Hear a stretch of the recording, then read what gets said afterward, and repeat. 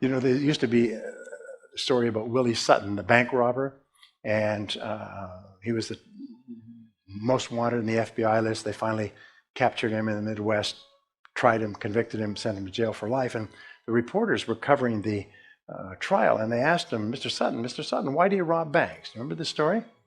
And why did he rob banks? Because that's where the money is, yeah. Now, why do you want to be in the top 10% in your field? Because that's where the money is, yeah. There's no money down. There's no money in the bottom 80%. The money is in the top 10 or 20%. That's where all the money is. And sometimes people don't realize it, that you're only a very, very small distance away from being in the top 10 or 20% where all the money is. There's a principle called the winning edge principle. And the winning edge principle says that people who succeed have the winning edge, which means sometimes they're just a little tiny bit better, or they're doing things just a little bit different in one particular area, and it leads to an extraordinary difference in results.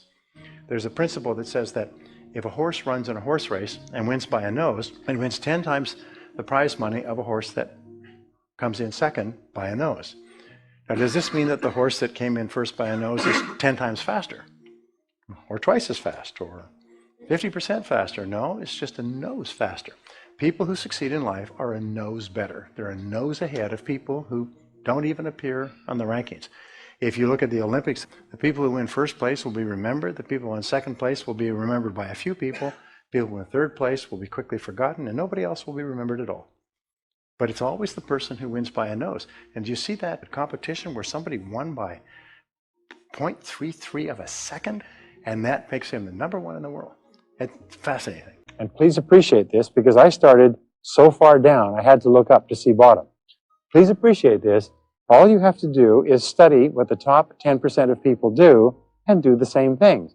All you have to do is continuously learn and practice, and as sure as God made little green apples by putting one step in front of the other, you must get into the top 10%, as long as you set that as your goal. Now, I work with many of the best people in many fields, and here's the turning point.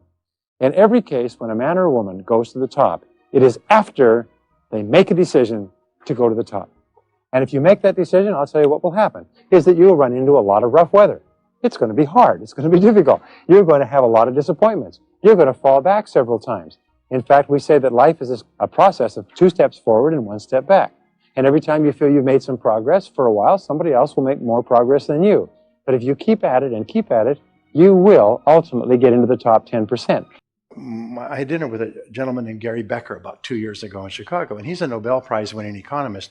And he wrote an article in the Wall Street Journal, and he said, we don't have an income gap in America today. It's important to understand, because the income gap is the big political thing.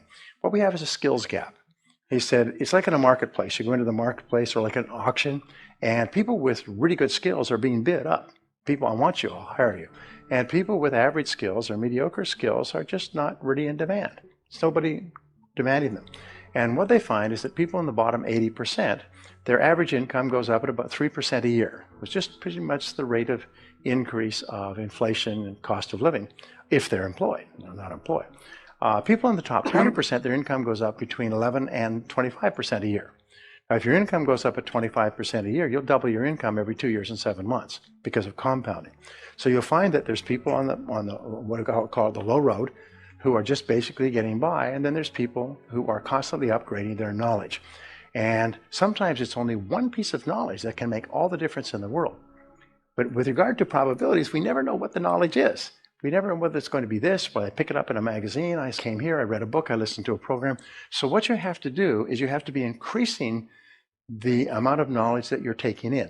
I use kind of like the Pac-Man model. You're going to chop, chop, chop. You're going to be gobbling information all the time, because you never know which piece of information will be the critical piece.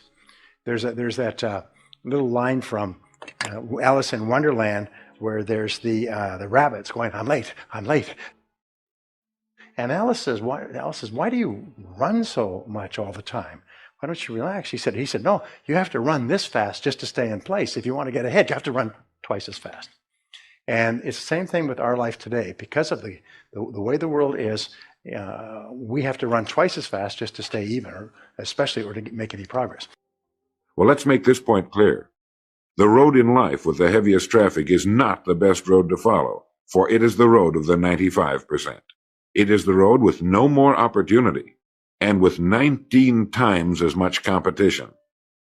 Decide to become a professional at your business. You see, we can either compete or create. If we compete with all the other people in our line of work, we must be willing to accept the same rewards. If that's what we want, fine. But if we want to become professionals at what we do, then we must create.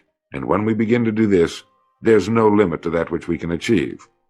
We hear a lot these days about a word called security. Everyone wants security, but not 1 in 10 can tell you what it is. Most people will tell you that security rests with a job. This is impossible. There is no such thing as a job that represents security. Anyone with a job can lose it for any one of 1,000 reasons at any time. There is only one place on earth you can find security, and if it isn't there, it isn't anywhere. It's inside of a person, never outside. If a man has security inside, where it belongs, his wife and children can feel it when he sits down to eat with them, and they're warmed by it. If a man has security inside where it belongs, you can see it walking down the street, and you can feel it when he enters a room. That's security, and you can't take it away from him. You can take away his money, his home, everything but a wife who's willing to start over, and most of them are, and drop him anywhere in the country. Go back in a year, and he'll be doing just as well as when you found him the first time. You can't keep a good man down, no matter what you do to him. Like cream on milk. You can shake it all day, but just set it down for a while, and it'll bounce right to the top again. This man or this woman has security, where it belongs. And do you know where it comes from? It comes from doing what we do for a living surpassingly well. It comes from being a pro in a world of amateurs. It was Abraham Lincoln who said that the only security a person can ever have is the ability to do a job uncommonly well. Becoming a pro isn't difficult. It comes from knowing what to do with time. It comes from knowledge, planning, and working. First, knowledge.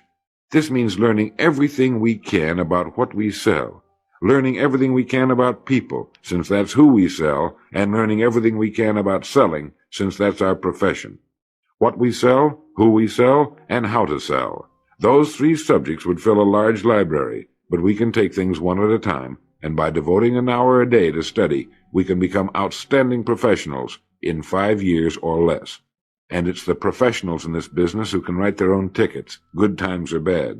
They can live where they choose, and being professionals, work when they choose. Knowledge today, according to our statistics, knowledge is doubling every 2 to 3 years. Knowledge is doubling in your field. What does that mean? It means if your knowledge isn't doubling every 2 to 3 years in your field, you're in serious trouble. Do you know what we know? That an engineer who comes out of school today, 5 years later, is becoming obsolete. 10 years later, can be totally replaced by a brand new engineer, because the brand new engineer is learning technology and skills that the engineer who graduated 10 years before simply doesn't have at all. So therefore, if a young engineer is not constantly keeping up with his skills, after 10 years of experience, he can be obsoleted out and replaced by someone with 1 year's worth of experience who's got a fresh education. If in many industries today, if you were to take a sabbatical and go away for a year or two, when you came back, you'd have to start off way, way down the ladder, because most of the knowledge you went away with would be irrelevant when you got back. What does this dictate to you and I? It means that we must be continually taking in new information. We must be continually sharpening and upgrading our skills, or what is happening is the rest of the world will pass around us. And here's the most wonderful thing. What do you think is the most prevalent, biggest single problem facing people in America today? Well, you've heard it said that there are 2 things that are inevitable in life, death and taxes, but today we know there's one more, and it's change. Change is the greatest single issue affecting yours and my life, and will be for the rest of our time on this earth. Let me give you 3 predictions that come out of Harvard University with regard to change. Prediction number 1, in your field, whatever your field is, there will be more change in the coming year than ever before. Number 2, there'll be more competition in your field than ever before, and the competition will become more and more determined. And number 3, there will be more opportunities in your field than ever before, but the opportunities will be different from the past. You know, the most important single thing that happens in life is the ability to spot trends and to be aware of changes and where the changes are going. In a recent Fortune magazine article on why companies fail, they said one of the major reasons for failure is the failure to anticipate how changes are going to affect their business and to go on doing things the same way. Now here's a rule for you, and I want you to write this down, and I want you to teach your children, and I want you to practice it and keep it as part of your life. It is this: the future belongs to the competent. The future belongs to the competent. The future is not shared by the competent so much, it belongs to the competent.